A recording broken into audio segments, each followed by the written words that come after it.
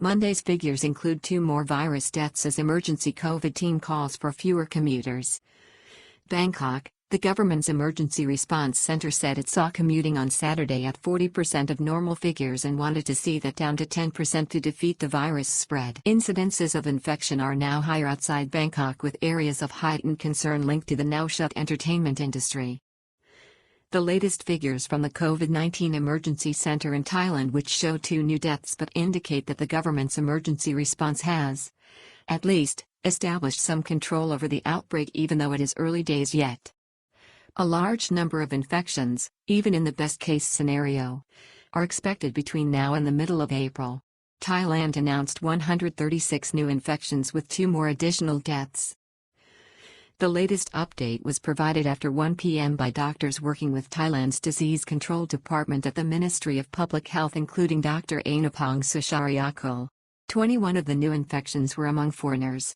It follows comments by the Supreme Commander of the Thai Armed Forces and COVID-19 Administration Security Supremo, General Pornpaipat Banyasri, last week, indicating that a figure of 2,000 infections in the coming week or so would indicate success for Thailand's current social distancing efforts. The security chief also indicated that this might obviate the necessity for a 24-hour curfew or lockdown under this emergency. 2 more deaths, a Yala man and Bangkok woman. Today's figures, unfortunately, include the deaths of 2 more people, a 54-year-old man from Yala and a 56-year-old woman from Bangkok. This brings the total number of deaths in Thailand to 9. There are reported to be 23 people requiring intensive care fighting the virus in its most extreme form, while the average age of those infected is relatively low at 40 years. Top government official argues that there may still be 17,000 infections by mid-April. However, on Monday, Dr. Taisan Visanuyothan, a spokesman for the COVID-19 Administration Center, still warned that the country could be facing up to 17,000 infections by mid-April based on current modeling by its disease control experts and the compliance rate by the public, which the center only estimates to date at 50%. Commuting still at 40% of normal this Saturday, not acceptable to officials at COVID-19 Emergency Center. This was supported, said Dr. Taisan, by figures from transit authorities on Saturday, which showed that internal commuting in the kingdom was still at 40%. He said that for the social distancing measures in the country to prove successful, this figure must fall to 10%.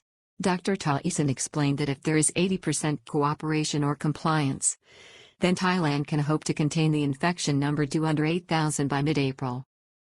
Figures quoted by the government based on expert advice and accurate data, says top doctor.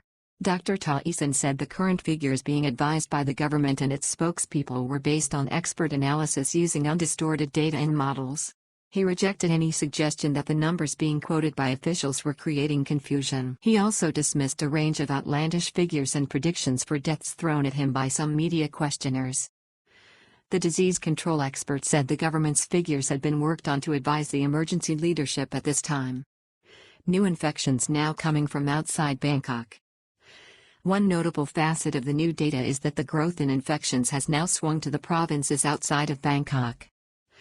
Despite this, the areas of infection still of most concern to the government are those associated with foreigners. This pattern was highlighted and outlined weeks ago by an expert emergency committee, which produced a key report that was used for guidance by the government before the emergency. Tourism areas emerging as centers of infection. The areas that have emerged as places of heightened concern mirror the early projections of that report, except for Chiang Mai in northern Thailand. On Monday, the COVID-19 Administration Center highlighted certain areas that are being kept under close watch.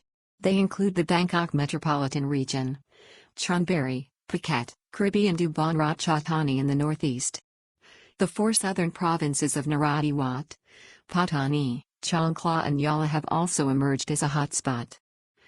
One of the reasons for this is a cluster of infections associated with a religious pilgrimage to Malaysia. Another hotspot is Sak Kaya province because of its proximity to Poi Phet in Cambodia, where many Thais visited and also worked prior to the emergency. Phuket now under nightly curfew with 2 foreigners among 9 new cases announced on Monday. A key hotspot is Phuket, where a nightly curfew is now in effect.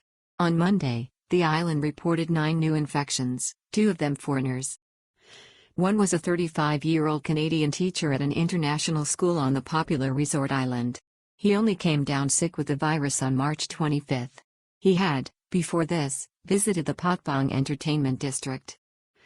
The second was a 42-year-old French tourist who arrived in Thailand on March 9 and became sick on March 18. He was also a visitor to the popular but now closed tourist haunt on the island. Many of the Thais infected in Phuket, including 6 women, either worked in the entertainment center in Patpong providing massage services or the tourist trade.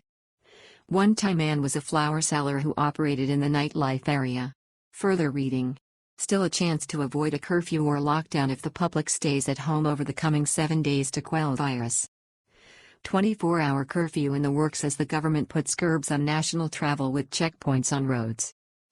Emergency center led by the Prime Minister takes power on Thursday to fight the virus in Thailand. Minor group boss calls on Prayut to take decisive action to lock down Thailand and protect people's lives. Authorities ready to control movement and lockdown as public is urged not to leave Bangkok. Government declares a state of emergency with sweeping powers to curb the spread of the virus.